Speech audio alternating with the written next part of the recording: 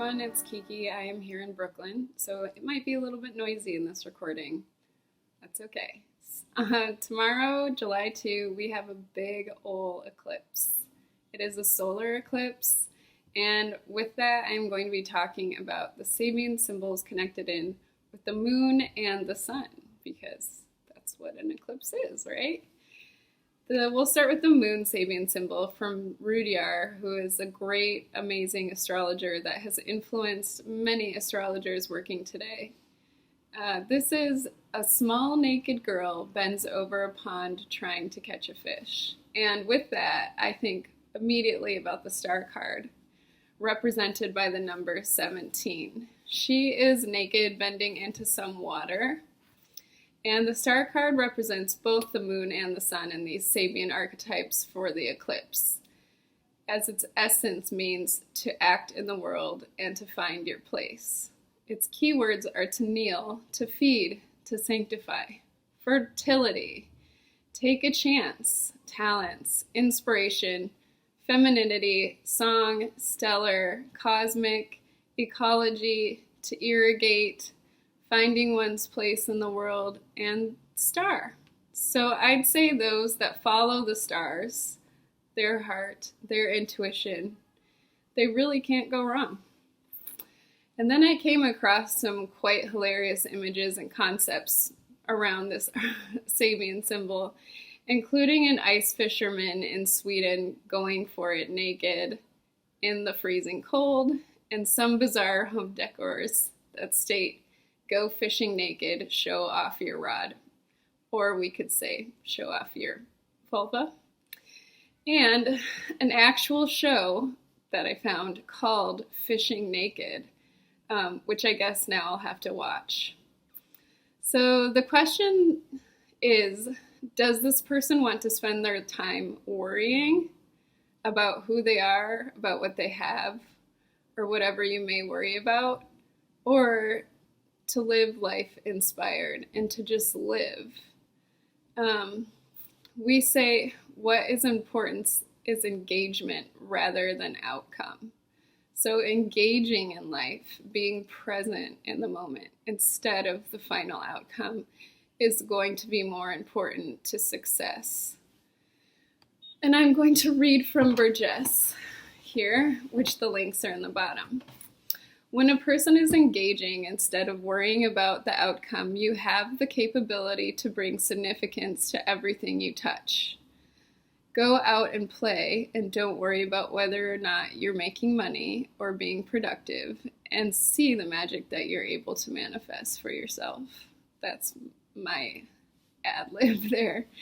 And it is a rather childlike approach to life in the moment where they're here and now attracts all of our attention, and our willingness to respond is unsullied by self-doubt and the obedience of societal conformity. So this, I believe, they're talking about social conditioning and how it can oppress your personality and your soul trajectory.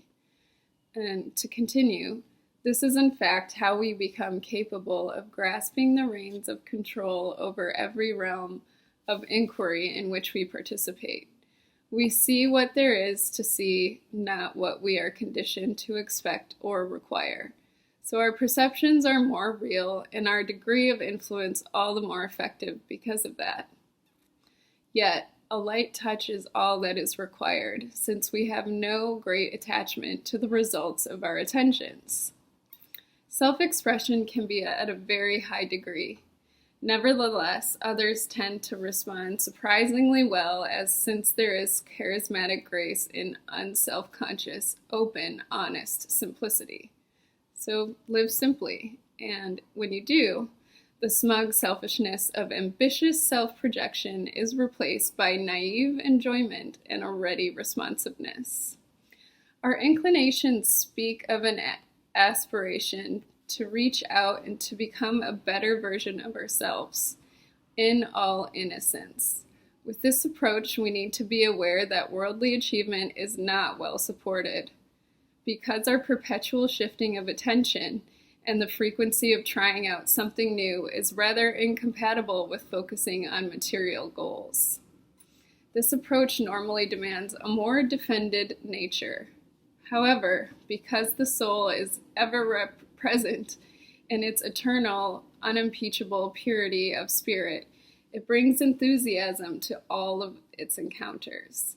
If this is not evidence of the divine within us, then what is?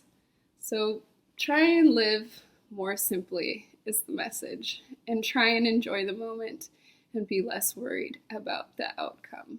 And then moving on to the sun, which Rudyhar describes as a clown caricaturing well-known personalities. Here we can think about many different types of people who fit this article. Personally, I think of comedians like Robin Williams, Tiffany Haddish, Zach Galifianakis, especially in his episodes of Between Two Ferns, which I find hilarious, Maya Rudolph, Amy Sedaris, and the Portlandia crew. These people all have self-rehearsal down pat. They really do not give a fuck what anyone else thinks of them and hold true to their own personalities, which show through in their many characters on screen. We can also consider other examples of the archetype, such as the classic clown, the sad clown, Emmett Kelly, and other circus clowns. I think about Charlie Chaplin and Perrault, who inspired the lot, such as David Bowie. Moving on, we can think about harlequins, which I feel are a sexualized or hypersexualized clown and version of that. Here we have a good example, Claudette Colbert. If you don't know about her, look her up. We can move on to Heath Ledger's Dark Knight, or more pop clowns, such as even Goofy himself from Disney. Clowns can be endearing or terrifying, or both at the same time. We can think about the Insane Clown Posse, a terrifying Detroit clown cult that drinks Faygo soda pop, and they're a little rough around the edges. We'll just say that as someone who grew up in Detroit.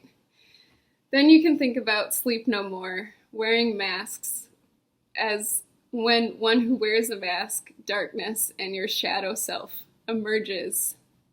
And we have examples of this from Sleep No More, such as sexual assaults, where the inhibitions of the shadow are unleashed upon from the patrons towards the performers, and in which within the set designs are actually stolen off set. And then moving towards the school of Bauhaus in Germany, where in the early 1920s they performed a ballet that reminds me of this exact archetype. There is the tarot representing this, I believe, which is the Fool. And there is even a tarot deck made of clowns, which I find somewhat terrifying and repulsive. The Mime, where I fell upon the most interesting forms of clowns that are really super inspiring, such as an artist living today named Raoul Denives, whose work is magical and inspiring, and as well, they are a magical representation of this archetype. And of course, there is Jodorowsky and his earlier theatrical works in psychomagic. One can also think about Salvador Dali's piece that's a drawing, Woman with Clown, in which we can ask ourselves, is this person the clown? Is this their shadow side chasing them? Or the true identity behind which there is a mask? Finally, we have Klaus Nomi, the German performer, who also created a lot of amazing synth pop music and such. Nomi is known for his bizarrely visionary theatrical live performance, heavy makeup, unusual costumes, and a highly stylized signature hairdo flaunted in a receding hairline. His songs are equally unusual, ranging from synthesizer-laden interpretations of classical opera to covers of 1960s pop standards like Chubby Checkers' The Twist and Lou Christie's Lightning Strikes. He is remembered in the United States as one of David Bowie's backup singers for the 1979 performance in SNL skit. Nomi died in 1983 at the age of 39 as a result from complication of AIDS, He is one of the earliest known figures in the art community to die from the disease. Lastly, there is Cloud Cahoon, a fascinating character true to their identity, one of the earliest gender-neutral persons on record, a Berliner during the 1920s era identifying as a they pronoun. They inspired works such as Nick Cave's sound suits, currently on display across the world. Originally named Lucy Renee Mathilde Schwab, this person was a political activist and artist that adopted gender-ambiguous name Claude Cahoon in 1917 and is best known for self-portraits, which they assumed a variety of persona. Cahoon's work was both political and personal and often undermined traditional concepts of static gender roles. In their autobiography, Disavowals, they explained masculine, feminine, it depends on the situation. Neuter is the only gender that always suits me.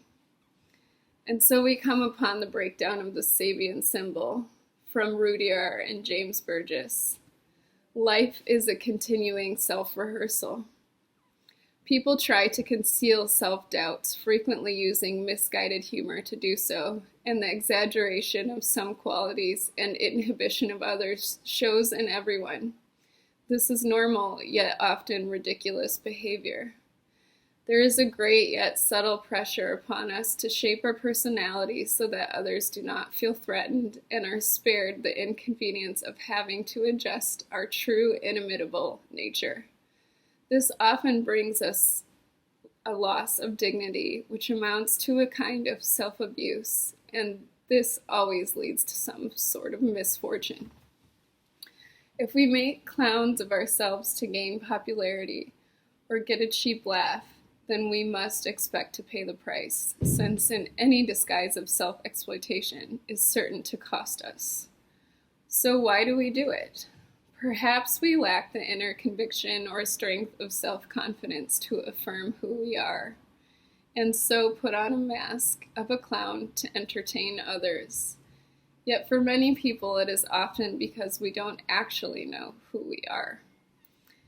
In such a case, perhaps we find it stimulating to act in a way to provoke a comeback in others, and then find our reaction to their responses useful experience to help us learn some lesson about ourselves.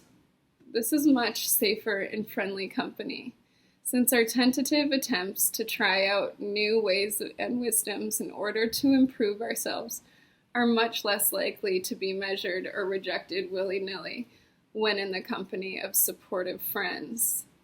Life is a continuing self-rehearsal. No one has managed to perfect their own personality, so why should we feel embarrassed during our own trial and error attempts towards perfecting our authenticity of being? Yet in society we are often subjected to the risk of embarrassment, beginning in infancy and the first major years of school, then continuing throughout all of our lives. This is a possibly major device used to control us all, to behave according to conventional, common standards. That's what I also refer to as societal conditioning. As we become clear in defining who we are, the need to hide and disguise ourselves diminishes. In fact, then the impact we have on others becomes rather sharper and more dominant. Persuading another to our point of view helps refine and define us. Perhaps we should see society's cultural requirements as the grit we need so as to be able to go through the polishing process, since without being squeezed into shape to fit expectations, we would have nothing to resist, and so would not be able to rebelliously affirm quite so strongly the idiosyncrasies within our own uniqueness. Of course, we are wise to take off the mask when we are ready. Then, without prostituting ourselves in caricature that the world wants us to be, we will find our own inimitable individuality is enough to earn the attention that you and we and everyone deserves and desires, and needs.